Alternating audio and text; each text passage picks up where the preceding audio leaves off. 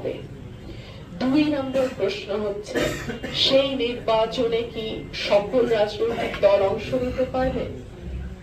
There is an elephant in the room. আমরা এই কথাটা বলি, অর্থ হচ্ছে যে ঘরের মধ্যে একটা বিরাট কিছু সত্য সামনে এসে দাঁড়িয়ে আছে, কিন্তু আমরা সকলেই চেষ্টা করছি as if সত্যটা নাই এরকম একটা ভান করার। না, সত্যটাকে আসলে সত্য বলেই আমাদের স্বীকার করে আগাতে হবে।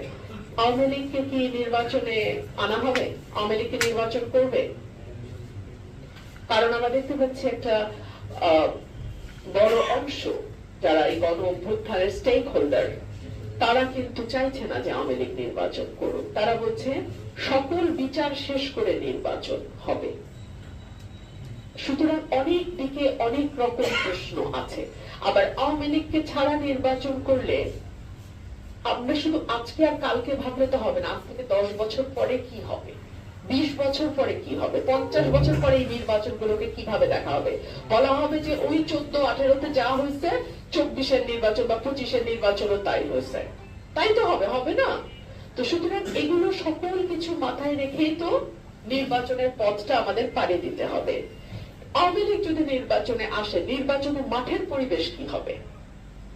একটা কি মারামারি রক্তপাতের দিকে বাংলাদেশ যাবে? সুতরাং এই প্রশ্নগুলো আমি মনে করি সকলের মনে আছে, কিন্তু কেউ মুখে বলছে না। দয়া করে প্রশ্নগুলো নিয়ে আলাপ আলোচনা হওয়া উচিত এবং এই প্রশ্নগুলোর সুরাহা বা সমাধান আলাপ আলোচনার মধ্যে দিয়েই হওয়া উচিত।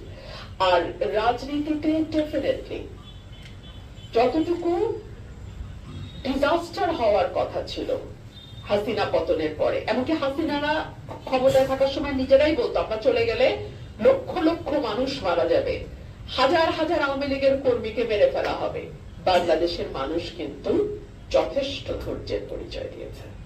বাংলাদেশের মানুষ কিন্তু সেইভাবে, যেইভাবে ওবায়দুল কাদের বলতো যে কাউকে খুঁজে পাওয়া যাবে না, সবাইকে মেরে ফেলবে, সেরকম অবস্থা বাংলাদেশে হয় নাই। বাংলাদেশের মানুষ যথেষ্ট ধৈর্য, সহিষ্ণুতা এবং সহমতের ব্যাপারে তারা যথেষ্ট পরিমাণ ধৈর্যের পরিচয় দিয়েছে। তো সেই জায়গা থেকে আমরা আশাবাদী হতেই পারি। তবে এইটুকুই বলবো যে একটা বিভাজনের রাজনীতি, একটা নির্মূলের রাজনীতির মধ্যে বাংলাদেশ গত 15 বছর ছিল।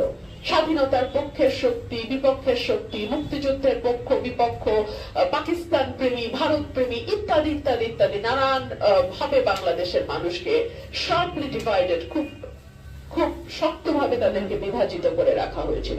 সেই জায়গা থেকে আমি মনে করি একটা উত্তরণ ঘটতে চলেছে এবং আমি আশা করব, আমি সকলের প্রতি আমার বিনীত অনুরোধ থাকবে, জাতি ধর্ম বর্ণ গোত্র নির্বিশেষে বাংলাদেশটা যেন সকলের হয়। আমরা যেন বাংলাদেশ পন্থী হই।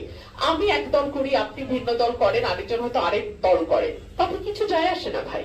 আমরা সকলেই বাংলাদেশের নাগরিক, আমরা সকলেই বাংলাদেশের মানুষ, আমাদের একটাই ঠিকানা বাংলাদেশ, এটুকু যেন আমাদের মাথায় থাকে।